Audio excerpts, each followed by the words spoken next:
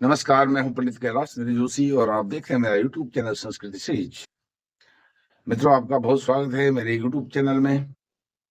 आज चर्चा होगी षट चक्रों पर। षट चक्र 6 चक्र होते हैं, उन 6 चक्रों पर बात होगी। यह जो षट चक्र हैं, षट चक्रों की क्रिया है, यह एक अलौकिक योग क्रिया है, अलौकिक चिंतन है, अलौकिक आध्यात्म है, या यूं कहें कि जब यह सब अलौकिक है तो सीधे परमात्मा से मिलना, परमात्मा तत्व के साक्षात्कार इस क्रिया से होते हैं। यह है षट चक्रों की क्रिया।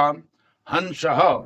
हंस अर्थात प्रत्येक व्यक्ति 24 घंटे में 21,000 सांसें लेता है, छोड़ता है, लेता है, छोड़ता है। और जो हम सांस लेते हैं, अर्थात जिसको आजकल ऑक्सीजन कहते हैं, यह ऑक्सीजन जो है इसको प्राणवायु कहा गया है।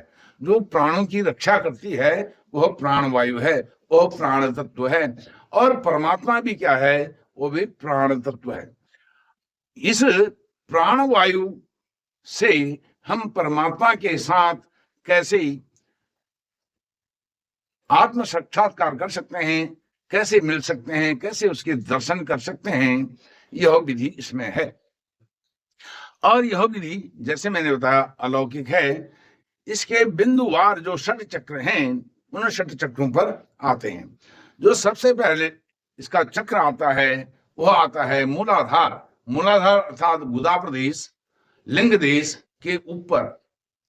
जब हम मूल बंध लगाते हैं, जो लोग योग करते हैं, योगाभ्यास करते हैं, उनको मालूम होता है मूल बंध अर्थात त्रिबंध।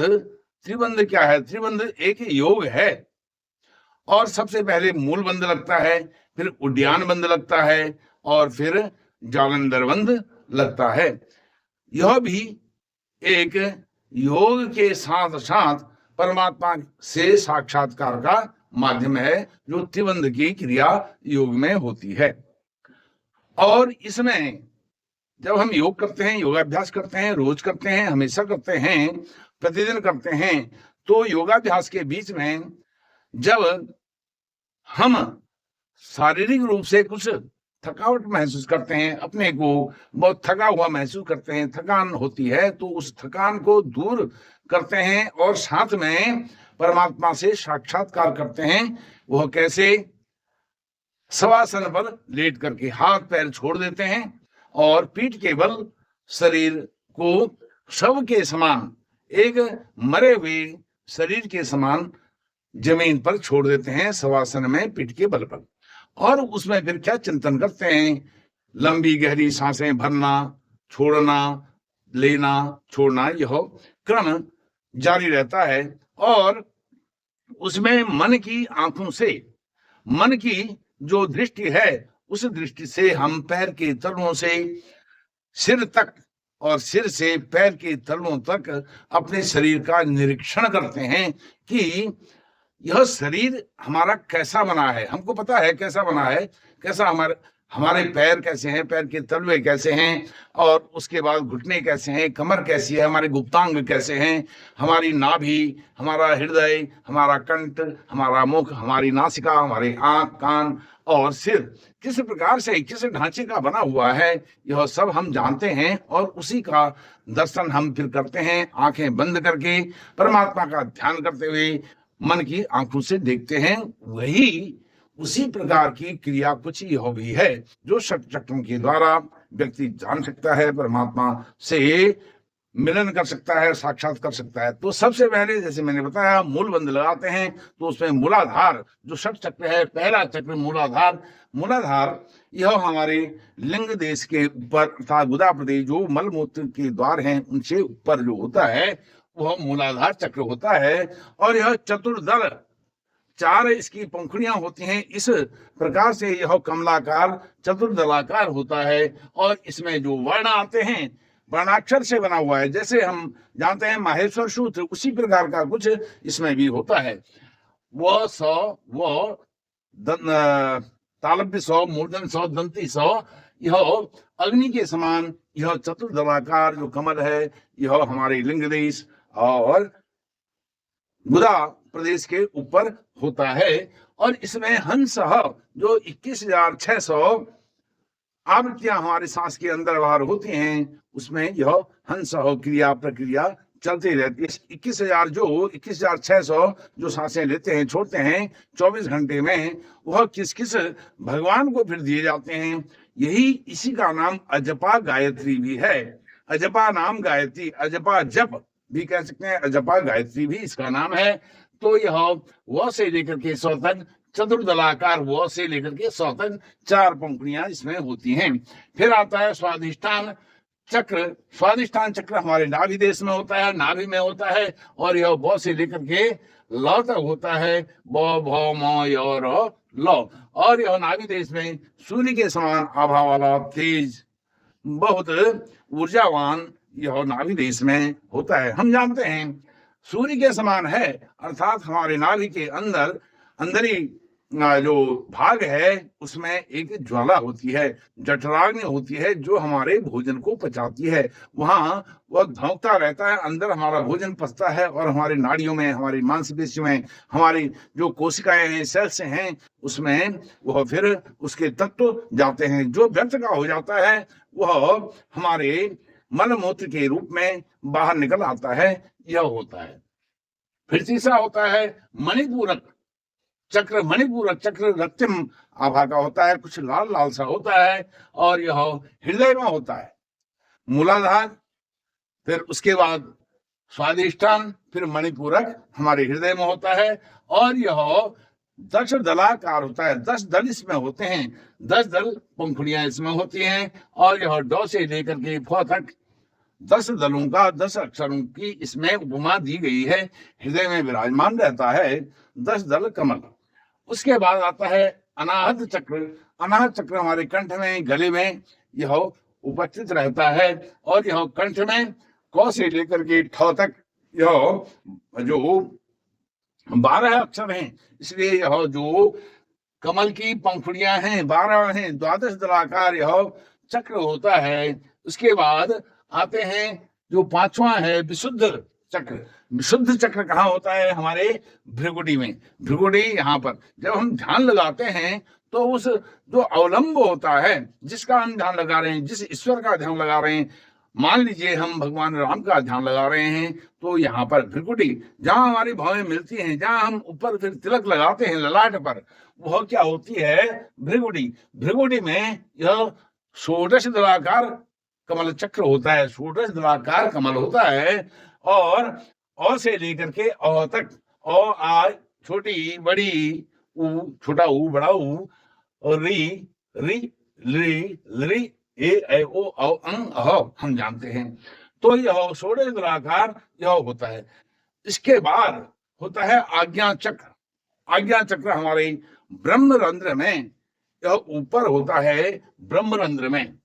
यह रक्तम आभा का होता है, केवल 2 धन इसमें होते हैं, द्विदलाकार होता है। और इस आज्ञा चक्र में 2 दल हं और सह, यहाँ हं है, यहाँ सह है, जो हम सांस लेते हैं और छोड़ते हैं। सांस छोड़ते हैं तो हम हं करके सांस को बाहर छोड़ते हैं, सह करके उसको ग्रहण करते हैं। यह है हंसः अजपा नाम गायत्री, अजपा जप यह होता है। अब इसमें इस जो द्विदलाकार कमल है, यह ब्रह्मरंध्र में विराजमान होता है, जो हमारा स्कल है इसमें विराजमान होता है। और इसके ऊपर फिर सहस्त्र दलाकार कमल होता है, सहस्त्र दल के आकार का कमल होता है। उसमें सहस्त्र अर्थात हजारों, असंख्य पंखुड़ियां होती हैं, दल होते हैं उस कमल में, उसमें यह विराजमान होता है। और तो इस प्रकार से यह सहस्त्र दल कमल चक्र सदा सत्यम शिवम सुंदरम, इसकी व्याख्या करते हुए यह सदा होता है, सत्य होता है, शिव होता है, सत्यमय, शिवमय, आनंदमय और ज्योतिर्मय होता है। जो सहस्त्र दलाकार कमल आज्ञा चक्र में द्विदलाकार कमल के ऊपर विराजमान है, सत्यमय, शिवमय, आनंदमय और ज्योतिर्मय होता है। इन चक्रों में क्रमशः क्या होता है? हंसः हंसः हंसः, अर्थात श्वास लेना, श्वास छोड़ना, श्वास छोड़ना, सांस लेना, यह क्या होता है? हंसः। यह परमपिता परमेश्वर का जप है, उसके साक्षात्कार का माध्यम है। तो यह हंसः जो हम आवृत्ति करते हैं 21,000 आवृत्ति हम हंसः करके सांस लेना छोड़ना करते हैं, यह 21,600 हम इस प्रकार से हंसः करके लेते हैं, छोड़ते हैं। और श्वास एक अहोरात्र में, जैसे मैंने आपको बताया 24 घंटे में 21,600 एक स्वस्थ आदमी लेता है, छोड़ता है। 21,000 की संख्या। अब यह 21,000 जो 21,600 सांस लेना छोड़ना यह होता है, यह किन-किन भगवान को निवेदित वह प्राणी, वह व्यक्ति, आदमी करता है। सबसे पहले गणेश जी को 600 सांस प्रदान करता है, निवेदित करता है 600 सांस। और उसके बाद भगवान ब्रह्मा, विष्णु, महेश को 6,000 ब्रह्मा जी को, 6,000 विष्णु जी को, 6,000 शिव, रुद्र, शंकर भगवान को निवेदित करते हैं। तो यह हो गए गणेश जी से लेकर के शिव जी तक 18,600 सांस हमने निवेदित कर दिए। उसके बाद बचते हैं 3,000। उसमें से जो जीवात्मा है, हम स्वयं हैं, हम अपने लिए श्वास रखते हैं 1,000 श्वास रखते हैं अपने परम गुरु के लिए, सदगुरु के लिए। और अंतिम 1,000 जो श्वास हैं जो व्यापक पर ब्रह्म परमपिता परमेश्वर के लिए निवेदित करते हैं। यह है अजपा गायत्री। तो अजपा गायत्री के लिए संकल्प करना पड़ता है। यदि आप यह चक्रों के उलझन में ना पड़े तो क्या करें? आप एक बार संकल्प ले लें प्रातः काल कि मैं गणेश जी, ब्रह्मा जी, विष्णु जी, शिव जी, जीवात्मा, परम गुरु सदगुरु और परब्रह्म परमपिता परमेश्वर के लिए यह अजपा जप गायत्री निवेदित करता हूं या करती हूं। तो आपका यह जब सोते, उठते, बैठते, खाते, पीते और अशौच में भी जब फिर निरंतर चलता रहता है।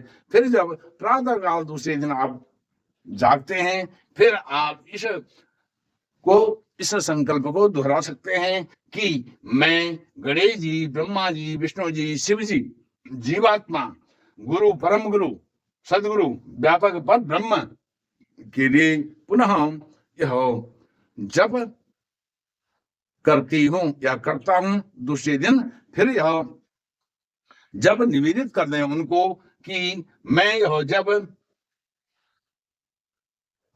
गणेश जी, ब्रह्मा जी, विष्णु जी, शिव जी, जीवात्मा, परम गुरु और पर ब्रह्म परमेश्वर को निवेदित करती हूं या करता हूं।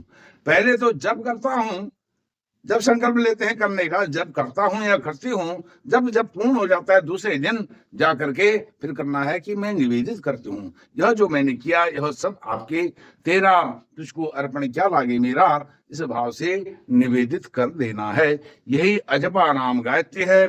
और इससे यदि आप अभ्यास पूर्वक इसका उस पर ब्रह्म परमात्मा का चिंतन करते हुए रोज इसका अभ्यास करें तो आपको साक्षात्कार होना बहुत स्वाभाविक है। यह षट चक्रों की बात थी। यदि आध्यात्म परक और परमात्मा से साक्षात करने वाला यह अधिष्ठान आपको अच्छा लगा है तो आप कमेंट में अवश्य लिखें। अपने मित्रों के साथ इसको शेयर करें, वीडियो को लाइक करें, चैनल को सब्सक्राइब करें। बहुत बहुत धन्यवाद। नमस्कार।